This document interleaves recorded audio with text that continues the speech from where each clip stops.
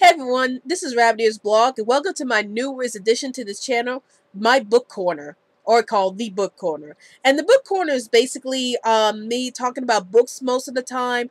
Now usually when I do book reviews or stuff like that, I usually do it on my main book blog, Rabbit's book blog. So if you want to check out my book blog, for all you book lovers out there, if you want to check out my book blog and check out all the book reviews I do, please go in the description box below. I'll provide a link to my book blog in the description box below. But yeah, usually when I do a lot of book reviews, I usually do it on that blog, on my book blog, rather than on YouTube. If I have to review something on YouTube, it's mostly comic books for the most part, and I'm still reviewing mainly comic books on this channel and books on my main book blog, because it's a lot easier for me to like do reviews on my book blog than do it on YouTube. But I made this new corner of my little YouTube channel because there was this interesting book tag that that was out there that I thought was really interesting, and it's called My Life in 10 Books book tag. And this I was tagged by Emily May, and she's a good friend of mine on Goodreads. Like, I usually go on Goodreads a lot, and I usually discuss a lot of books with her. I thought this tag was really interesting, like saying "My Life in 10 Books" tag. So what I'm basically listing is all is the my top 10 books that really affected my life in many ways. And it's not going to be any particular order. Like, how I'm going to start it off is going to start off with the books that I read from my childhood to my adulthood. So that's how I'll be doing this list as a whole. But I thought this was a really interesting book tag because I love to read, and I think this tag was really interesting about, how do you describe your own life in 10 books. So here's my top 10 books that really describe my life, that I can really describe my life in. So starting with number one is The Cat in the Hat. The Cat in the Hat by Dr. Seuss is like one of the first children's books I've read in my life, and the reason why it was important to me was because again, it was the first children's book I've read, and it was the book that really introduced me to the world of children's books in general. And I just love the whimsical nature of this story. I like the fact that the story is about a cat who tries to convince two kids who are staying at home on a rainy day while the mom goes out to work to play around the house, even though the fish was trying to tell the kids, you can't play around the house because then you're going to mess up the house and your mom would be angry. But the cat had somehow convinced the kids to play around the house anyway. And when things got too out of hand, the children then decided, we got to get this cat out of here, or we're getting in trouble with our mom. So I really like that story for that reason, and it was sort of whimsical yet intense a little bit at some point, but it was really important to me because it introduced me to children's books in general, and I never stopped reading children's books at all because of this book. It really showed me how clever children's books can be once you have the right story in mind. And Dr. Seuss's verses was just so witty in this story. So I definitely enjoy The Cat and Hat a lot for those many reasons. The second children's book I'm going to mention is Where the Wild Things Are by Morris Sendak. I really enjoyed this book because not only did were Morris Sendak's book illustrations so beautiful to look at, but I like the fact that this book really explored the themes about parents' relationship with their children. This is like one of the first few children's books I've read that shows us the relationship between a parent and their child. Like in this book, you get to see that Max gets sent to his room because he got in trouble with his mom, and that's when he starts imagining the world of the wild things. And at first, Max was having a fun time there, but then he starts to miss his mom. So I like how the book really established the relationship between Max and his mom. And again, it was one of the first children's books I read that dealt with the relationship about with a parent and their child. And it really showed me, that sometimes your relationship with your parent can be good or bad. It depends. But it doesn't matter how good or bad your relationship with your parent is. What matters is that you still love your parent. And that's what it shows in the book. And I really enjoyed Where the Wild Things Are for that reason. The third book I'm going to mention is The Fool and the Flying Ship by Eric Metaxas. Now, Even though when I was little, I've seen a lot of rabbit ears videos. I've seen rabbit ears on videos first before I read them in the books. Like The Fool and the Flying Ship and Jack and the Beanstalk were the first few rabbit ear stories I've seen on tape. But since I'm talking about the book, let's refer to The Fool and the Flying Ship as a book.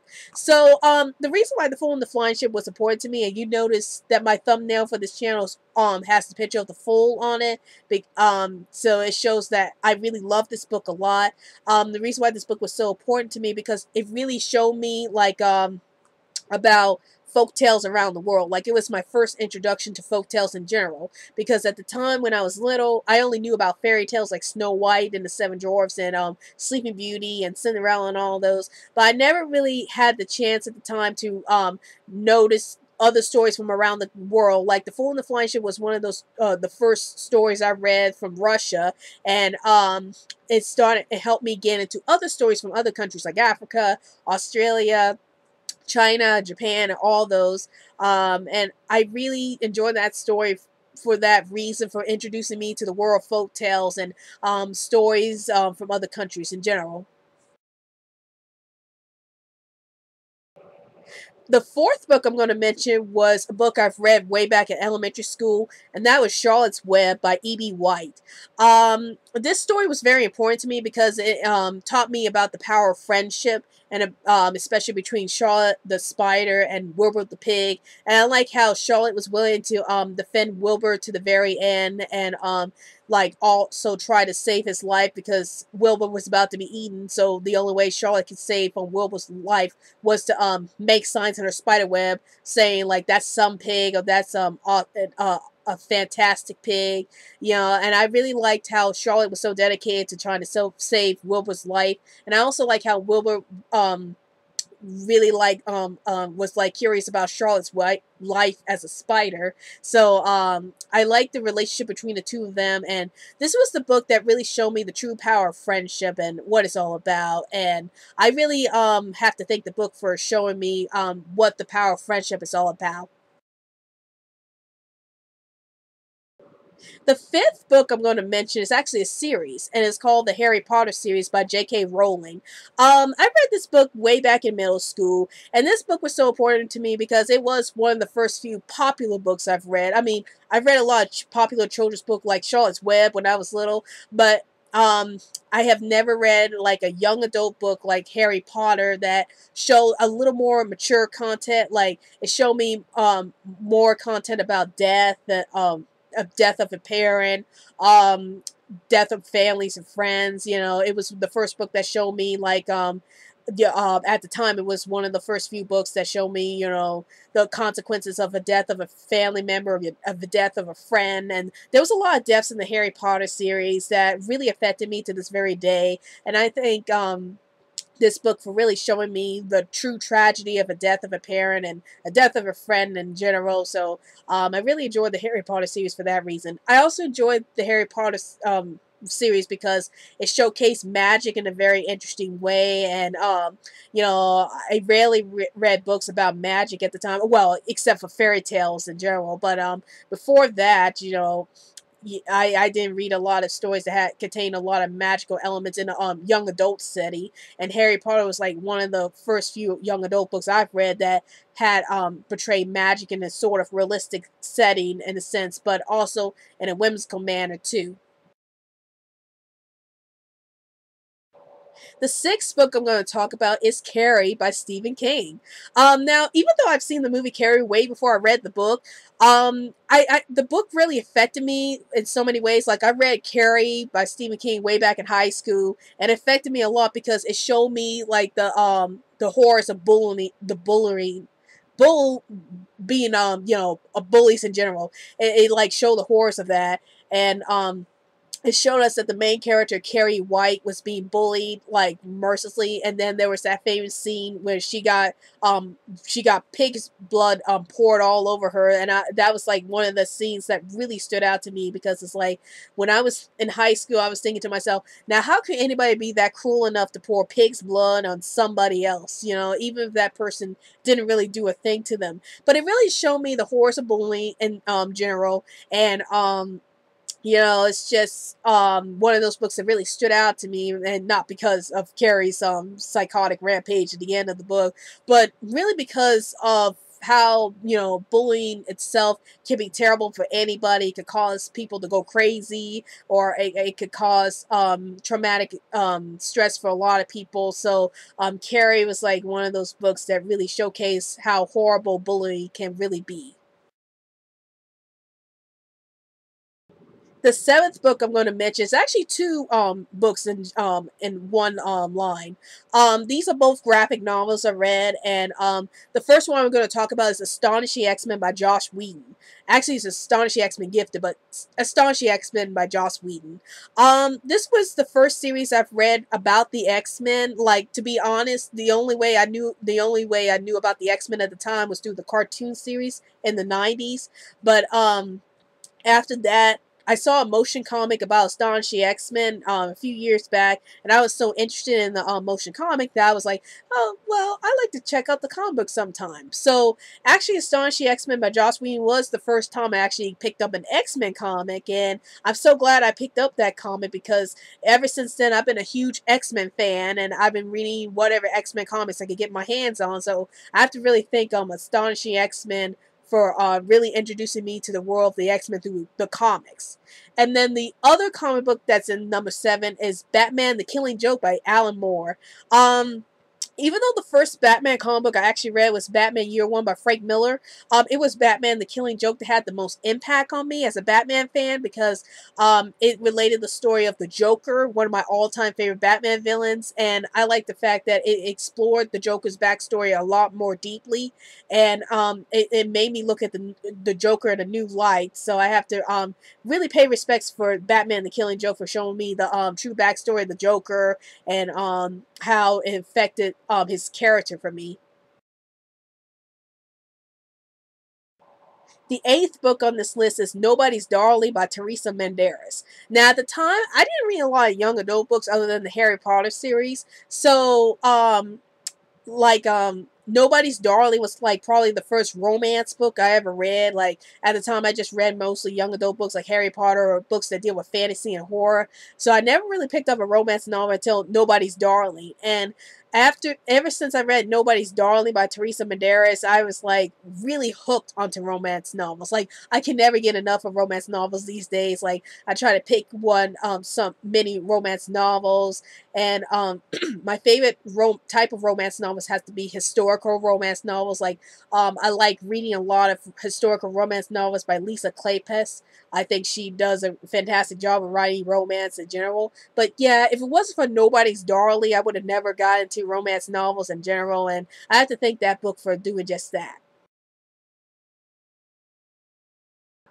The ninth book on this list is The Hunger Games by Suzanne Collins. Of course, The Hunger Games is like one of the most famous books ever, most famous young adult books ever written. It even got its own movie series. But the reason why The Hunger Games goes on this list is because it really showed me about the consequences of a dystopian world. Like we actually see a corrupted government in this story, and how they use so many innocent people to participate in the Hunger Games, and how a lot of innocent lives get lost in these Hunger Games. So it was a book that really affected me because of show me about how corrupted government, how corrupt governments can get if if you have the wrong person in power and stuff like that.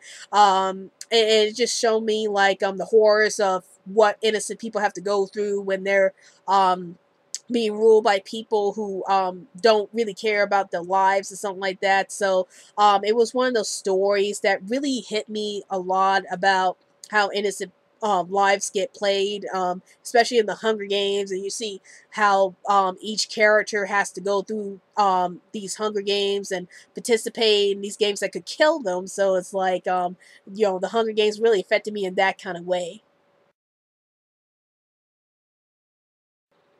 And last but not least is The Fault in Our Stars by John Green. I read this book very recently, and it was a book that really hit me to the core. Like it was about this main character named Hazel who has cancer, and she's forced to like go through carry her oxygen tank with her everywhere she goes. And then she meets up with this guy named Augustus, who's has lost his leg, but he and Hazel ended up becoming good friends, and then they ended up becoming romantic with each other. And I also like the subplot about Hazel trying to find her favorite author, and trying to figure out, you know, what happened at the end of her favorite book, since her author refused to finish the book. So she goes out to find her favorite author and have him tell her, you know, what happens at the end of the book.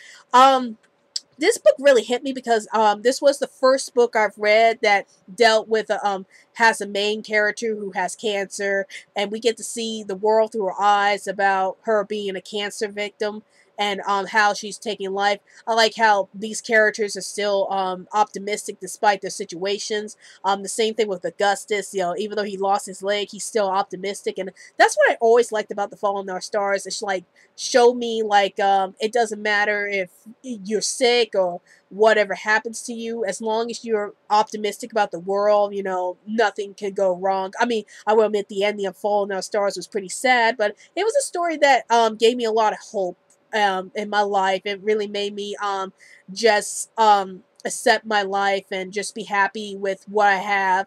And that's what the story's pretty much showing you, like, be happy with what you got no matter what happens to you, and you know, you'll just be a happy person in the future.